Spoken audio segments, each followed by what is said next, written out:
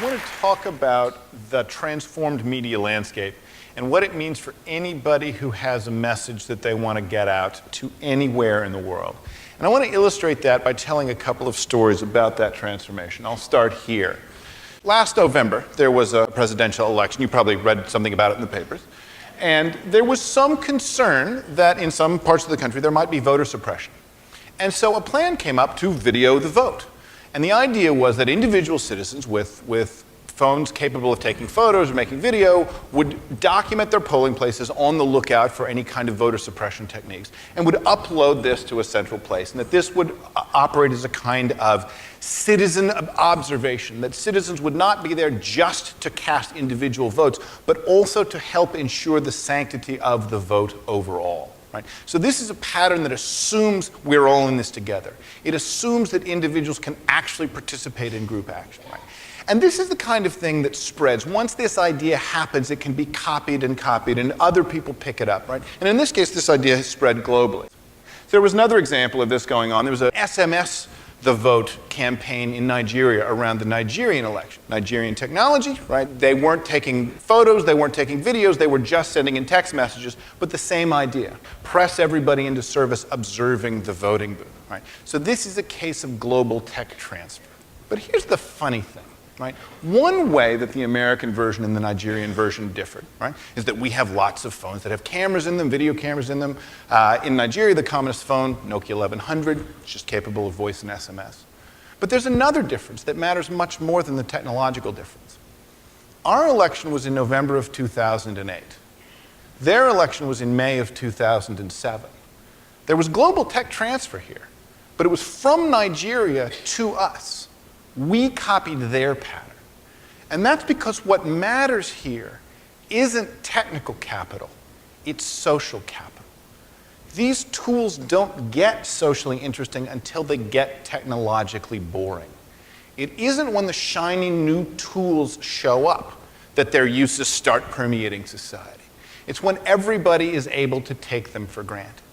And so in this case, right, the tech transfer goes in the opposite direction that we think tech transfer goes in, right? From the developed world to the developing world. Because now that media is increasingly social, innovation can happen anywhere that people can take for granted the idea that we're all in this together. And so we're starting to see a media landscape in which innovation is happening everywhere and moving from one spot to another. That is a huge transformation.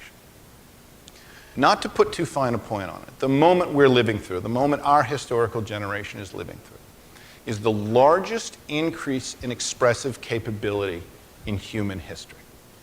Now that's a big claim. I'm going to try and back it up. There are only 4 periods in the last 500 years where media has changed enough to qualify for the label revolution. The first one is the famous one, the printing press. Movable type, oil-based inks, that whole complex of innovations that made printing possible and turned Europe upside down starting in the middle of the 1400s. Then, a couple of hundred years ago, there was innovation in two-way communication, conversational media. First the telegraph, then the telephone. Slow, text-based conversations, then real-time voice-based conversations. Then, about 150 years ago, there was a revolution in recorded media other than print. First photos, then recorded sound, then movies, all encoded into physical objects. And finally, about 100 years ago, the harnessing of electromagnetic spectrum to send sound and images through the air, radio and television.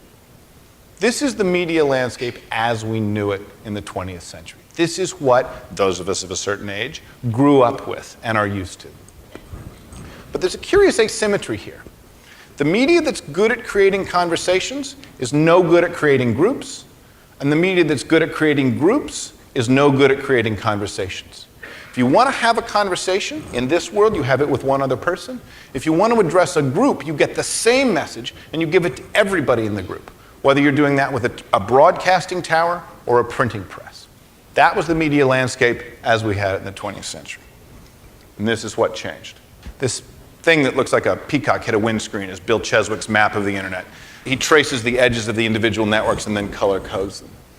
The internet is the first medium in history that has native support for groups and conversation at the same time. Whereas the phone gave us the one-to-one pattern, and television, radio, magazines, books gave us the one-to-many pattern. The internet gives us the many-to-many pattern. Right? For the first time, media is natively good at supporting these kinds of conversations.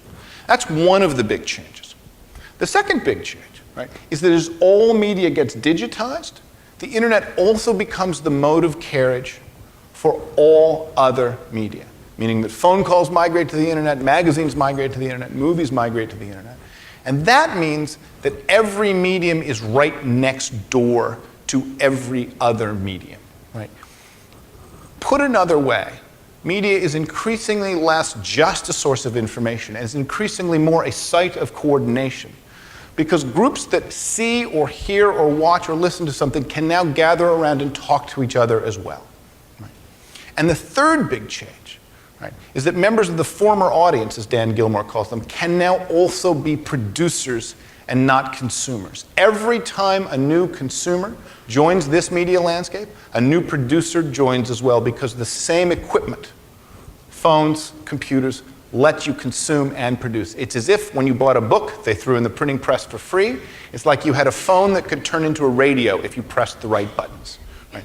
That is a huge change in the media landscape we're used to. And it's not just internet or no internet. Right? We've had the internet in its public form for almost 20 years now.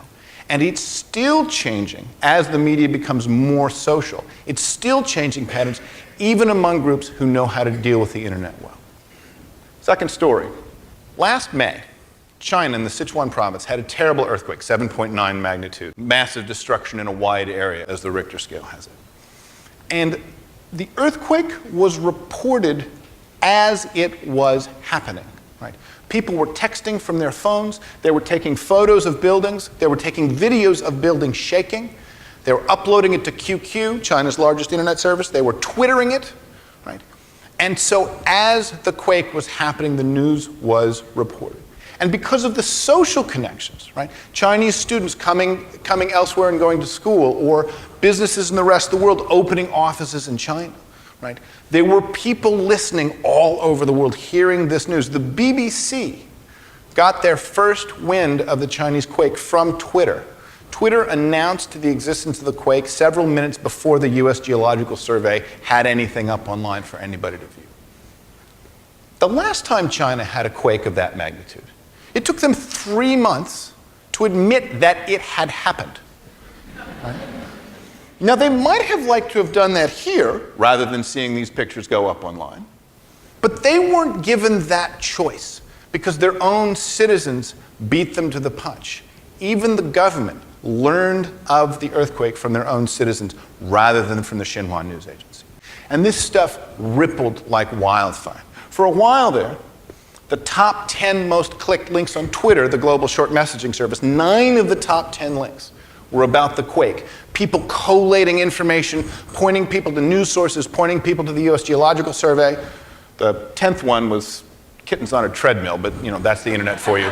But 9 of the 10 in those first hours, and within half a day, donation sites were up and donations were pouring in from all around the world. This was an incredible, coordinated global response. And the Chinese, then in one of their periods of media openness, decided that they were going to let it go, that they were going to let this citizen reporting flower. And then this happened. People began to figure out in the Sichuan province that the reason so many school buildings had collapsed, because tragically the earthquake happened during a school day, the reason so many school buildings collapsed is that corrupt officials had taken bribes to allow those buildings to be built to less than code. And so the citizen journalists started reporting that as well. And there was an incredible picture, you may have seen it on the front page of the New York Times, a local official literally prostrating himself in the street in front of these protesters in order to get them to go away. Essentially to say, we will do anything to placate you, just please stop protesting in public. But these are people who have been radicalized because thanks to the one-child policy, they have lost everyone in their next generation. Someone who's seen the death of a single child, right, now has nothing to lose. And so the protests kept going, and finally, the Chinese cracked down. That was enough of citizen media. And so they began to arrest the protesters, they began to shut down the media that the protests were happening on. China is probably the most successful manager of internet censorship in the world, using something that's widely described as the Great Firewall of China. And the Great Firewall of China is a set of observation points that assume that media is produced by professionals. It mostly comes in from the outside world, right? It comes in relatively sparse chunks, and it comes in relatively slowly. And because of those four characteristics, they are able to filter it as it comes into the country. Right? But like the Maginot Line, the Great Firewall of China was facing in the wrong direction for this challenge, because not one of those four things was true in this environment. Right? The media was produced locally, it was produced by amateurs, it was produced quickly, and it was produced at such an incredible abundance that there was no way to filter it as it appeared. And so now, the Chinese government, who for a dozen years has quite successfully filtered the web, is now in the position of having to decide whether to allow or shut down entire services, right? Because the transformation to amateur media is so enormous that they can't deal with it any other way. And in fact, that is happening this week.